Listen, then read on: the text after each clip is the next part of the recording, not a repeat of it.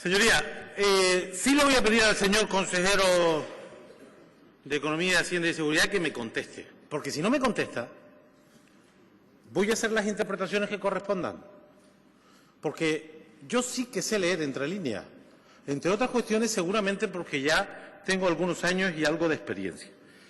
Primero, el pasado sábado el Consejo de Gobierno de Canarias se reúne y decide incrementar los impuestos. Por cierto, lo que nosotros propusimos hace unos cuantos meses, en noviembre y en diciembre, negado entonces y aceptado de forma irremediable ahora, con un elemento de complejidad que quiero destacar. Ahora las subidas son mayores. Se podía haber subido los impuestos menos si uno aprovecha el año fiscal completo, no medio año.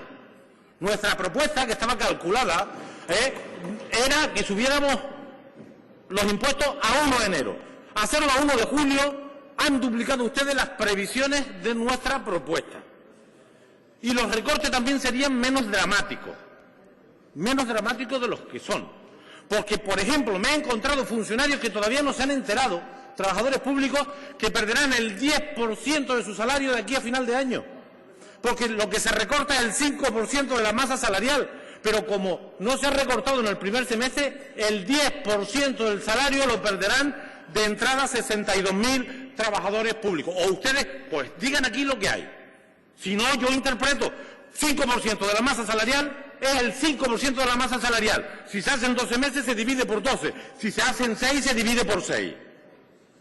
De manera que 10% menos. A no ser que ustedes nos demuestren aquí, porque no me han contestado a nada de lo que he preguntado. Quiero saber qué previsión de ingresos tienen ustedes con las 4 figuras fiscales tocadas. ¿Y por qué, por ejemplo, se sube un 2% a alimentos básicos y medio punto a productos de lujo? No lo entiendo.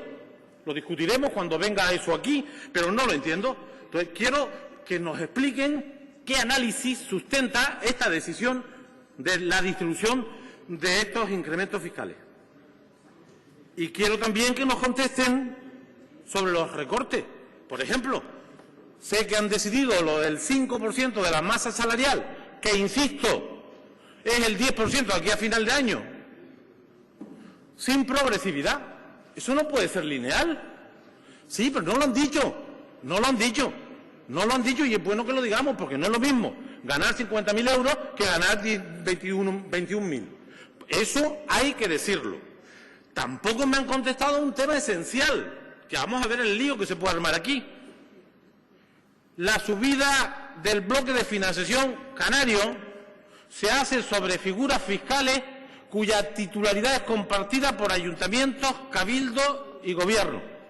Y el señor consejero no me ha dicho lo que yo deduzco de lo que aparece en la prensa, que todos los recursos de este incremento van a ir a financiar los servicios de la Comunidad Canaria, del Gobierno, la sanidad y la educación. Yo lo puedo hasta entender, pero quiero que me lo expliquen. ¿Qué acuerdo sustenta esta decisión? ¿Qué compensaciones se van a promover? ¿Existe consenso político suficiente para mover un elemento básico de la estructura institucional de Canarias, como es la distribución de los recursos del REF? ¿Existe? Yo no he tenido oportunidad de participar en ese debate y alguna opinión puedo tener, aunque tenga el peso específico que ustedes conocen. De manera, señor consejero, que sería muy importante que nos diga de dónde salen los ingresos, por qué hacen esta propuesta. Sería muy importante que nos diga de dónde van a salir el resto de los recortes. 130 millones en capítulo 1 es el 5% de la masa salarial. 130, 118, 123, más o menos. Dice que hay 200 millones. ¿De dónde van a salir el recorte de los 70 millones restantes? Lo queremos saber. Si no, lo vamos a averiguar en cualquier caso. ¿De dónde van a salir los 70 millones hasta los 200 que el señor presidente esta mañana nos decía? 200 millones en capítulo 1. 80 millones, sí, pero eso es salario, eso es masa salarial. No más, porque si confundimos a los ciudadanos y a los trabajadores públicos, la respuesta va a ser muy dura, porque ahora me referiré porque ustedes no lo hicieron en el mes de diciembre, por la misma razón que Rajoy no aprobó los presupuestos generales del Estado antes, por razones de oportunidad política, que yo puedo entender y no compartir. Rajoy presenta los presupuestos del Estado cuando los presentó porque le venía bien a la estrategia de su partido, y los partidos que sustentan al Gobierno han presentado la subida de impuestos a mitad de ejercicio porque querían endosarle todas las culpas de lo que nos pasa al Partido Popular. Y parte tienen, parte tienen. Pero yo creo que es una simplificación la que se está haciendo sobre los problemas que estamos viviendo, y además no sirve para resolver los problemas, ni va a eludir la responsabilidad política de los partidos y del Gobierno que hoy gobierna Canarias. Olvídense de eso. Las cosas no funcionan así en política. Para los médicos, las médicas, los enseñantes, quien rebaja sus salarios son ustedes. Y van a intentar ustedes decir que es del otro Gobierno. El otro Gobierno tiene también mucha responsabilidad. Pero a lo que voy, interesa que sepamos qué impuestos se suben y por qué se suben. Interesa que se nos diga de dónde se van a recortar 550 millones. 200 en capítulo 1, 80 en capítulo 2, 30, dijo el presidente, en transferencias corrientes y de capital, supongo, y el resto de la aplicación de las contrarreformas de sanidad y educación. Digo contrarreformas porque eso no son reformas. No lo sé. Explíquenos eso y, sobre todo, explíquenos cómo va a encauzar el debate con ayuntamientos y cabildo. Insisto que este es un elemento nuclear de nuestro modelo de convivencia institucional. No sé si hay algún acuerdo que yo no conozco y a lo mejor esto es lo que sustenta lo que yo deduzco, pero sería bueno que me respondiera ese tema, porque yo interpreto que si los 250 millones son para el Gobierno de Canarias, alguien va a renunciar a la parte que le corresponde, por ejemplo, de impuestos generales indirectos, las subidas que se hagan. Porque es que si no, no serían para el Gobierno de Canarias.